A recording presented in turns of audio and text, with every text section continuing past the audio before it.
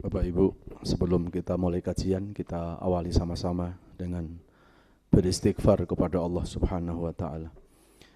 Astaghfirullahaladzim. Astaghfirullahaladzim. من كل ذنب عظيم لا يغفر الذنوب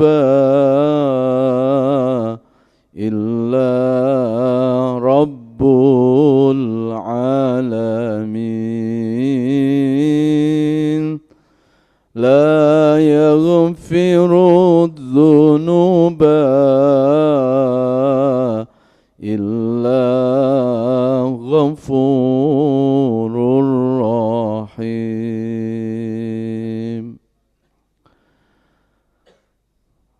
Astaghfirullahaladzim. Ya Allah, ajarkan kepada kami makna istighfar, ya Allah. Ajarkan kepada kami makna taubat, agar kami mampu menyadari dosa-dosa kami selama ini. Ya Allah, kami bukan orang yang suci dari dosa. Kami bukan orang yang suci dari kesalahan. Kami menyadari banyak dosa-dosa dari masa lalu hingga saat ini. Ya Allah, ampuni dosa-dosa kami. Jangan Kau balas dosa-dosa kami dengan kemurkaan-Mu, ya Allah. Jangan Kau balas dosa-dosa kami dengan musibah-musibah yang menghampiri hidup kami. Wassallallahu ala nabiyyina Muhammadin wa ala alihi wa sahbihi wasallam. Walhamdulillahi rabbil alamin. Assalamualaikum warahmatullahi wabarakatuh. Alhamdulillahi rabbil alamin. Allahumma salli ala Muhammad wa ala alihi wa sahbihi wa barik wa sallim ajma'in. Rabbi zidna ilma wa alhiqna bis solihin, amma ba'd. Bapak Ibu, soimin soimat yang sama-sama dirahmati Allah Subhanahu wa taala. Alhamdulillah, kita bersyukur kepada Allah. Allah masih memberikan kesempatan kepada kita untuk menikmati indahnya kehidupan dunia ini. Mudah-mudahan sisa-sisa hidup yang masih Allah berikan kepada kita ini bisa kita manfaatkan untuk memperbaiki diri kita, memperbanyak ibadah, mendekatkan diri kepada Allah Subhanahu wa taala. Kita berdoa semoga puasa Ramadan yang kita lakukan tahun ini lebih bermakna, lebih berkualitas dari Ramadan sebelumnya. Amin ya rabbal alamin. Salawat salam sama-sama kita sampaikan kepada panutan abadi kita Rasulullah Muhammad sallallahu alaihi wasallam. Semoga kita termasuk umat yang mencintai Nabi dan mudah-mudahan Nabi mencintai kita. Amin ya rabbal alamin. Baik Bapak Ibu, jamaah sekalian yang dirahmati Allah, kita manfaatkan waktu yang singkat ini di tengah-tengah aktivitas kita, dan kita juga masih dalam keadaan berpuasa. Mudah-mudahan kajian-kajian yang diselenggarakan di masjid ini akan mampu menyempurnakan ibadah saum kita. Amin ya rabbal alamin. Kali ini kita akan melanjutkan kajian tadabbur Al-Quran, yaitu renungan-renungan di bawah naungan ayat-ayat suci Al-Quran. Kali ini kita mengangkat tema, yaitu perbaiki sisa hidupmu. Bapak Ibu jamaah sekalian yang dirahmati Allah, kalau bicara tentang hidup berarti bicara tentang waktu. Waktu dalam hidup manusia itu terbagi menjadi 3. Ada masa lalu ada masa sekarang, dan juga ada masa yang akan datang. semua manusia yang hidup di muka bumi ini pasti akan melewati 3 proses waktu itu. Maka masa lalu biarlah berlalu. Kita tidak perlu larut tenggelam dengan masa lalu kita, tapi juga jangan terlalu dilupakan, karena masa lalu itu juga bisa menjadi pelajaran, bisa menjadi ibroh, bisa menjadi nasihat yang terbaik buat hidup kita. Nah, yang paling penting bukan masa lalu, yang paling penting adalah yang kedua ini, masa sekarang. Maka masa sekarang ini harusnya kita jadikan fakta, kita jadikan kenyataan. Jadi kalau kita kepingin memperbaiki diri, kita kepingin jadi orang yang baik, ketika ditanya kapan mulai jadi orang baik, jangan bilang tarsuk. Ya, tapi jawab, saya kepingin jadi orang baik. Kapan? Sekarang. Kenapa kok harus sekarang? Karena kita enggak tahu apakah umur kita sampai hari esok. Jangankan bicara hari esok, ini setelah Bapak Ibu pulang dari masjid ini, apakah ada yang tahu apa yang terjadi pada diri kita? Ya, wa ma tadri nafsum madza taksibu ghadan wa ma tadri nafsum bi ayyi ardin tamut. Tidak ada yang tahu apa yang dikerjakan hari esok, dan tidak ada yang tahu di bumi mana manusia itu menghembuskan nafas akhirnya. Ya. Nah, kemudian waktu yang ketiga apa? Masa yang akan datang. Maka masa yang akan datang ini harusnya menjadi harapan yang terindah dalam hidup kita. Sebetulnya masa yang akan datang bukan hari ini, hari Selasa, terus besok hari Rabu. Masa yang akan datang sebetulnya bukan dalam kehidupan dunia. Masa yang akan datang adalah kehidupan setelah fase dari kehidupan dunia. Kan setelah hidup dunia ini masih ada fase-fase kehidupan yang akan kita lalui. Ya. Sekarang kita baru masuk fase ketiga. Dari pertama fase alam ruh, lalu kedua alam rahim, ketiga alam dunia. Berapa lama kita di alam dunia? Wallahu alam, hanya Allah yang tahu. Karena kalau bicara umur itu selalu misteri. Ya, bahkan di Quran sendiri dikatakan wa yas'alunaka 'anir ruh qulir ruhu min amri rabbi. Kalau bicara umur, bicara waktu, kan bicara hidup. Bicara hidup berarti bicara ruh. Apa itu hidup? Yaitu berkumpulnya ruh dengan jasad. Apa itu mati? Ketika ruh dan jasad itu berpisah. Maka ketika bicara tentang hidup berarti bicara tentang ruh.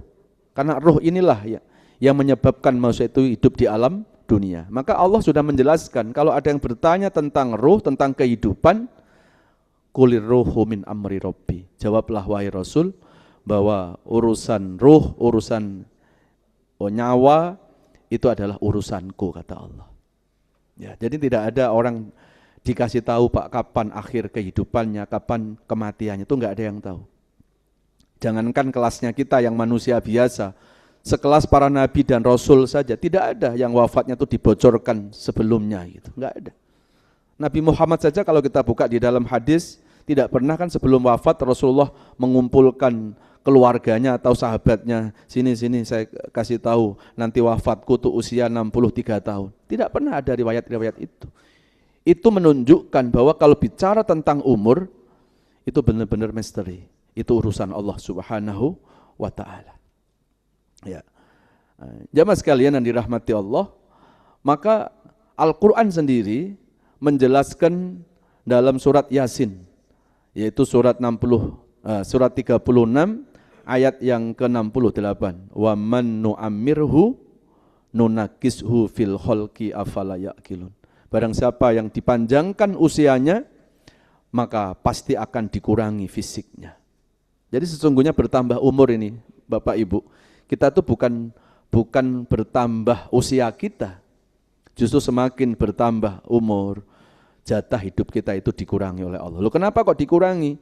Karena semakin bertambah umur kita, sesungguhnya kita mendekati kuburan kita. Maka kalau bertambah umur, kok enggak nambah kebaikan? Apa kata Rasulullah?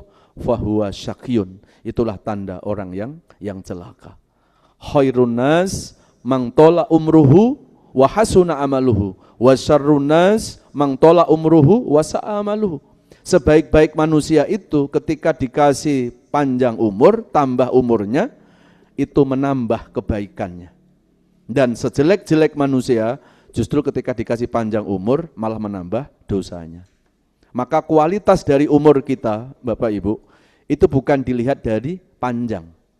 Panjang itu jumlah itu kuantitas. Allah nggak butuh kuantitas kita. Yang Allah butuhkan adalah kualitas dari umur kita. Jadi jangan ngerasa kalau dikasih panjang umur seolah-olah kita dikasih berkah sama Allah. Ini kan kadang di masyarakat kita kan orang tuh merasa hidupnya berkah kalau dikasih panjang umur. Padahal sebetulnya panjang umur itu nggak ada hubungannya dengan panjang umur atau pendek umur, Pak. Karena keberkahan itu bukan dilihat dari jumlah, keberkahan itu akan dilihat dari kebaikan. Ya, kalau umur yang dikasih panjang itu berarti umur berkah, lalu umur yang pendek ini enggak berkah. Berani enggak kita mengatakan bahwa umur Nabi Isa enggak berkah, Pak? Berani enggak kita mengatakan umur Nabi Yahya itu enggak berkah? Karena Nabi Yahya wafatnya 31 tahun. Putra Nabi Zakaria ya, Yahya bin Zakaria. Lalu Nabi Isa alaihissalam wafatnya 34 tahun. Nabi Muhammad 63 tahun. Umar bin Khattab 63 tahun. Sayyidina Abu Bakar 63 tahun. Sayyidina Ali 63 tahun. Sayyidina Utsman bin Affan yang agak panjang dikasih usia 84 tahun. Nah, kalau ukuran berkah umur itu dihitung dari panjangnya, sementara hari ini ada umat Rasulullah yang umurnya lebih dari Rasulullah. Apakah umatnya lebih berkah daripada umurnya Rasulullah? Kalau berkah itu hanya dilihat dari panjang, maka panjang umur itu tidak bisa dikatakan itu adalah menunjukkan umur yang berkah. Karena umur berkah itu akan dilihat bertambah umur, nambah enggak kebaikan. Penekanannya bukan pada panjang usianya, panjang umurnya, tapi penekanannya adalah ada dalam kebaikannya. Itulah yang disebut al-barokah, ya ziyadatul khair was sa'adah. Berkah itu tambahnya kebaikan dan tambahnya kebahagiaan. Jadi kalau kita kepingin tahu kira-kira ini hidupku berkah apa tidak, enggak perlu orang lain yang ditanya, tapi kita lihat bertambah umur kita ini, nambah enggak kebaikan. Begitu juga rezeki, kira-kira rezeki itu berkah apa tidak, jangan dihitung-hitung, wah sekarang gajiku naik, berarti sekarang rezekiku berkah. Kalau nambah rezeki tapi enggak nambah kebaikan, itu yang tambah jumlah, belum berkahnya. Karena berkah itu selalu dihubungkan dengan kebaikan. Jadi kalau kita kepingin tahu apakah rezekiku ini berkah, jangan dilihat di depositnya, tapi lihat bertambah rezeki, nambah enggak sedekahnya, nambah enggak dermawannya. Ya, bahkan kalau ada orang punya rezeki sedikit, tapi dia tetap dermawan, padahal dia dalam keadaan susah. Enggak bisa lihat orang susah, sesungguhnya dia dikasih rezeki yang berkah itu, daripada dikasih rezeki yang miliaran, tetapi semakin banyak rezeki, malah nambah pelitnya, nambah meditnya. Maka berkah itu selalu dihubungkan dengan tambahnya kebaikan. Makanya Rasulullah SAW, kalau kita buka di dalam beberapa doa-doa yang al-maksurat, ya, doa-doa yang diajarkan Rasulullah. Rasulullah itu tidak pernah berdoa, di dalam doanya khusus minta panjang umur, itu enggak ada itu. Coba cek. Ya.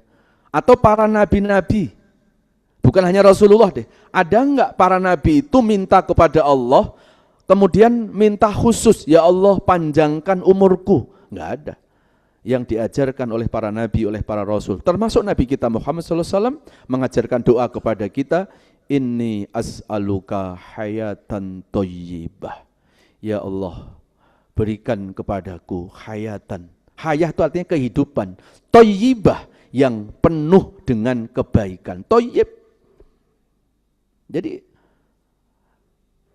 tidak ada doa para nabi itu minta dikasih panjang umur. Karena urusan umur itu sudah ditetapkan oleh Allah.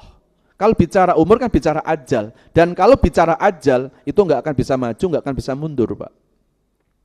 Jadi sebaiknya kalau kita berdoa, ya jangan hanya berdoa panjang umur, tapi coba rubah seperti doanya Nabi tadi. Inni as'aluka hayatan thayyibah. Ya Allah, berikan kepadaku hayatan, kehidupan yang diwarnai dengan kebaikan. Nah, pertanyaannya gini, kenapa Rasulullah kok enggak minta panjang umur? Kenapa Rasulullah lebih meminta diberikan kehidupan yang penuh dengan kebaikan, karena ternyata kebaikan itu berbanding lurus dengan kebahagiaan. Dan itulah berkah, Pak. Ya. Makanya kalau kita berdoa, doa yang sering kita baca, doa sapu jagat itu ya. Kalau kita berdoa, Rabbana atina fid dunya hasanah. Hasanah kan? Bukan sa'adah. Apa bedanya hasanah dengan sa'adah? Kalau sa'adah itu artinya ya Allah berikan kebahagiaan. Tapi kalau hasanah itu artinya hasan. Ya Allah berikan kepada kami kebaikan di dunia dan kebaikan di akhirat. Loh kenapa kok enggak minta bahagia? Karena kalau hidup sudah penuh dengan kebaikan, itu otomatis kebaikan berbanding dengan kebahagiaan. Itu rumusnya dalam Quran. Makanya kalau hari-hari ini ada orang Islam berdoa supaya hidupnya dikasih bahagia, tapi hidupnya diwarnai dengan perbuatan dosa, itu salah rumus. Enggak mungkin Allah membahagiakan manusia itu dengan dosa. Enggak mungkin Allah membahagiakan manusia itu dengan korupsi, dengan zina, dengan narkoba, dengan judi. Ada yang ngomong, Pak Ustadz itu buktinya orang korupsi dia cepat kaya. Berarti ada kenikmatannya. Ada kenikmatannya, tapi kenikmatan dosa tidak sebanding dengan siksa Allah yang abadi selama-lamanya. Berapa lama sih Pak kita hidup di dunia ini? Ya, kalau kita bandingkan dengan kehidupan akhirat, wa mal hayatud dunya illa laibun walahun waladarul akhiratu khairul lil ladzina yattaqun afala taqilun. Al-An'am surat 6 ayat 32. Tidaklah kehidupan dunia itu seperti kehidupan bermain-main bersenda gurau. Kenapa Allah menggunakan redaksi bahasa bermain-main bersenda gurau? Karena kehidupan dunia itu waktunya terbatas. Namanya bermain-main enggak mungkin 2 hari 2 malam, Pak. Namanya bersenda gurau yang enggak usah terlalu serius-serius amat. Serius boleh tapi jangan terlalu serius. Itu bukan bergurau namanya. Serius, tapi jangan terlalu serius. Harusnya apa? Kita sadar bahwa ada kehidupan yang harus kita seriusi. Apa itu? Akhirat. Ya. Kehidupan akhirat sehari, Pak. Kalau kita buka di surat As-Sajdah, surat ke-32 ayat ke-5, penggalan ayat terakhirnya itu. Wa fi yaumin kana miqdaru alfi sanatin mimma ta'udun. Sehari di akhirat seperti 1000 tahun. Bahkan di surat Al-Ma'arij ayat yang ke-6, ayat yang ke-4, fi yaumin kana miqdaruhu khamsina alfasanah. Sehari seperti 50.000 tahun, Masya Allah. Kalau hari ini kita punya umur 80 tahun, 90 tahun Pak. Coba bandingkan dengan waktu akhirat. Kalau sehari di akhirat seperti 1000 tahun, berarti kalau sekarang kita dikasih jatah hidup sama Allah 80 tahun, 90 tahun, itu enggak paling sekitar 1,5 jamnya akhirat. Jadi hari ini kita kejar dunia mati-matian, sesungguhnya kita hanya mengejar 1,5 jam akhirat itu. Masuk 1,5 jam akhirat dikejar mati-matian, lalu akhirat atau surga yang abadi malah di nomor kesekian kan. Ini ayat bukan untuk melemahkan etos kerja kita. Kita kerja tetap semangat Pak, tapi jangan yang namanya dunia jadi tujuan hidup kita. Karena kalau dunia jadi tujuan hidup kita, endingnya pasti kecewa kita. Karena suatu saat kita tinggalin semuanya. Enggak ada yang kita bawa Pak. Ya, kalau kata Rasulullah, ketika manusia meninggal dunia, ada 3 perkara yang mengantar sampai kuburannya. 2 balik lagi ke rumahnya, hanya 1 yang menemani dalam kegelapan alam kuburnya. Apa 2 yang balik lagi ke rumah? Keluarga, anak cucu, setelah gotong jenazah kita, setelah nguruk tanah kuburan ke jasad kita, enggak mungkin anak cucu itu menemani kita di kuburan sana. Mereka pulang lagi ke rumah. Lalu harta benda kita, kendaraan Pak, nganter sampai kuburan. Habis itu pulang lagi ke rumah dan kadang jadi rebutan ahli waris kita. Apa yang kita bawa? Dan apa yang menemani dalam kegelapan alam kubur kita? Ternyata yang menemani di alam kubur kita, wal baqiyatus sholihat khairun inda rabbika sawaba wa khairun amala. Itu surat Kahfi surah 18 ayat 46. Ternyata hanya amal soleh, hanya amal-amal kebaikan yang akan menjadi teman terbaik dalam kesunyian, dalam kegelapan alam kubur kita. Makanya amal kebaikan, amal ibadah, ketaatan itu sesungguhnya melebihi dari harta benda. Ya. Kalau amal kebaikan Pak, kita bawa sampai surga. Tapi harta benda limitnya cuma sampai kuburan saja. Apalagi kalau harta itu hanya cuma buat konsumtif diri sendiri, nggak ada yang disedekahkan, sebetulnya yang disedekahkan itu yang menjadi hak milik kita. Tapi apakah yang disedekahkan sama yang kita buat konsumtif hidup kita lebih banyak konsumtif atau lebih banyak yang kita sedekahkan? Jangan-jangan lebih banyak yang kita buat konsumtif. Padahal konsumtif itu hak pakai, sementara yang disedekahkan itulah hak milik yang sesungguhnya. Jamaah sekalian yang dirahmati Allah Subhanahu wa taala. Maka kembali pada surat Yasin surat 36 ayat yang ke-68, wa man nu'ammirhu nunakkishu fil khalqi afala yaqilun. Barang siapa yang aku panjangkan usianya, aku akan kurangi fisiknya. Enggak ada orang tambah usia tambah kuat, enggak ada, Pak. Ya. Dulu waktu muda, Pak, jalan kaki bahkan lari bisa sampai berkilo-kilo. Tapi begitu sudah tua, jangankan lari, jangankan berjalan, duduk saja enggak kuat. Dan begitulah yang namanya kehidupan manusia. Manusia akan berubah sesuai dengan pergeseran masa tadi. Makanya kenapa kok badan kita itu dirubah oleh Allah, ya. Bertambah usia, tiba-tiba rambut berubah jadi putih. Bertambah usia, tiba-tiba pandangan mata semakin lamur. Bertambah usia, kadang kaki sudah enggak kuat berjalan. Ya, apa pesan moralnya, Pak, dari perubahan fisik itu? Ternyata dari perubahan fisik itu sebetulnya ada pesan, ada nasihat dari Allah. Kalau fisik kita sudah berubah, harusnya disertai kelakuan pun ikut berubah. Ini fisik sudah berubah, tapi kelakuan enggak berubah-berubah juga. Padahal kan harusnya kita mulai dari diri kita. Kita lihat, ya, ibda binafsik kafa binafsikal yauma alaika hasiba. Coba lihatlah diri sendiri. Cukup dengan melihat diri sendiri, itu akan menjadi nasihat yang terbaik dalam hidup kita. Jamaah sekalian yang dirahmati Allah Subhanahu wa taala. Dalam hadis Rasulullah SAW juga bersabda, la yazalu qadma abdin hatta tus'ala an arba'in. Tidak akan kaki manusia melangkah pada hari kiamat kecuali manusia itu akan dimintai pertanggungjawaban oleh Allah. Apa yang dimintai pertanggungjawaban oleh Allah? An umrihi fima afnah. Kita akan ditanya, kita akan dimintai pertanggungjawaban oleh Allah an umrihi tentang umur kita. Wahai manusia, saya kasih umur sama engkau, bertambah umurmu, nambah enggak kebaikan, atau justru malah sebaliknya menambah perbuatan-perbuatan dosa. Setiap hembusan nafas, setiap detak jantung kita, semuanya akan ada pertanggungjawaban di hadapan Allah Subhanahu wa taala. Maka Rasulullah SAW mengingatkan, ya, jagalah 5 perkara sebelum datang 5 perkara. Iktanim khomsan qabla khomsin, jaga 5 perkara sebelum datang 5 perkara. Apa 5 perkara itu? Sababaka qabla haramika, mudamu sebelum tuamu. Ya. Loh, kenapa disuruh jaga waktu muda? Karena ketika sudah di usia tua, kita nggak akan sekuat di usia muda. Makanya ketika kita masih kuat, masih muda, perbanyak ibadah. Karena di saat usia tua, pasti kita akan berkurang ibadah kita. Jadi jangan mumpung gitu ya. Ini kadang-kadang kan kita pakai aji mumpung muda. Akhirnya punya slogan, muda foya-foya, tua kaya raya, mati masuk surga. Enak banget itu ya, enak banget itu. Muda, foya-foya, lalu tua, kaya raya. Mana mungkin, Pak? Orang yang sukses di usia tuanya, pasti dia akan kerja keras di usia mudanya. Enggak mungkin itu. Itu hayalan saja.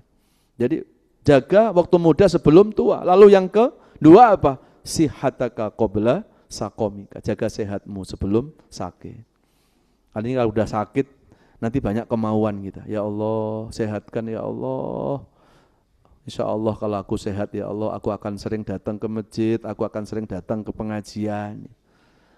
Biasanya saat seperti itu orang sudah terbujur, orang sudah nggak bisa ngapa-ngapain, Pak. Orang udah nggak bisa jalan, sudah di rumah saja, baru dia kepingin supaya dikasih sehat. Tapi akhirnya ya penyesalan selalu datangnya di akhir. Penyesalan sudah tidak ada gunanya lagi. Kalau yang ketiga, Jagalah waktu kosongmu sebelum datang waktu sibukmu. Kalau udah sibuk, kita nanti udah nggak bisa ya melakukan hal-hal yang bisa membawa nilai-nilai kebaikan. Kemudian jagalah waktu kayamu sebelum miskinmu. Jangan nunggu miskin baru ya Allah jadiin kami orang kaya ya Allah, nanti kalau saya kaya banyak sedekah. Tapi dikasih kaya lupa nanti. Ya. Kemudian yang kelima, jagalah hayataka qabla mautika. Jagalah hidupmu sebelum datang kematian. Nah, ini mumpung masih di bulan Ramadan, Pak. Dan Ramadan masih cukup panjang ini. Maka jadikan momentum Ramadan ini untuk perbaikan diri kita. Karena nilai puasa itu bukan hanya dilihat dari puasanya, tapi nilai puasa akan dilihat mampu enggak puasa ini membawa pengaruh dalam ketakwaan kita, dalam perbaikan-perbaikan diri kita. Jadi puasa sebetulnya bukan untuk puasa, tapi puasa hakikatnya adalah untuk takwa. Karena puasa itu hanya sekedar enggak makan, enggak minum, enggak ada hebat-hebatnya, Pak. Kalau puasa hanya sekedar enggak makan, enggak minum dari mulai waktu sahur sampai waktu maghrib, apa hebatnya, Pak? Ular saja kalau mau melungsungi, kalau mau mengganti kulitnya, dia itu bisa 3-4 bulan, Pak. Dia enggak makan, enggak minum. Lalu kita cuma enggak makan, enggak minum dari jam 4 sampai maghrib. Terus kita bangga, kita masih kalah sama ular. Jadi puasa kita bukan hanya sekedar enggak makan, enggak minum. Ayam saja kalau mau mengengkrami telur, mau menetaskan telur, dia mengengkrami telur itu bisa berminggu-minggu enggak makan, enggak minum, Pak. Ya. Jadi kalau kita puasa hanya sekedar enggak makan, enggak minum, enggak ada hebat-hebatnya, kita masih kalah sama ayam itu. Maka kualitas puasa kita akan dilihat, kira-kira puasa ini mampu enggak membawa kesolehan pribadi kita 11 bulan setelah puasa nanti. Kalau saat puasa kita rajin ke masjid, kita rajin ibadah, harusnya sih setelah puasa ya rajin ibadah. Kalau saat puasa kita rajin ke masjid, tapi setelah puasa selesai ke masjidnya, pertanyaannya di mana lebih baiknya? Ya, saat puasa kita rajin tadarus baca Quran, tapi begitu selesai puasa, selesai tadarus Qurannya. Pertanyaannya, kenapa sih kita semangat ibadah kok hanya nunggu di bulan Ramadan saja? Coba tanyakan ke diri kita, apakah Allah hanya ada di Ramadan saja? Kan tidak, Allah ada kapan saja. Jadi jangan sampai ibadah kita ini semangat hanya di Ramadan. Ya, ibadah kita bukan karena Ramadan kan, ibadah kita kan karena Allah. Kalau ibadah karena Allah, harusnya enggak peduli mau Ramadan enggak Ramadan, sekali ibadah sampai mati tetap beribadah kepada Allah Subhanahu wa taala. Mudah-mudahan puasa kita tidak hanya sebatas puasa, semoga puasa kita akan membawa takwa. Amin ya Allah ya rabbal alamin. A'udzubillahi minasyaitonirrajim. Bismillahirrahmanirrahim. Alhamdulillahirabbil alamin. Allahumma shalli ala Muhammad wa ala alihi wa sahbihi wa barik wa sallim ajmain. Ya Allah, berikan keikhlasan dan kesabaran dalam menjalani sisa-sisa hidup ini ya Allah. Jadikan sisa-sisa hidup kami ini menjadi hidup yang jauh lebih baik, hidup yang lebih berkah, hidup yang penuh ibadah, hidup yang selalu mampu memperbaiki diri. Ya Allah, jadikan Ramadan tahun ini bukanlah Ramadan yang terakhir dalam hidup kami ya Allah. Jumpakan kami dengan Ramadan berikutnya lagi.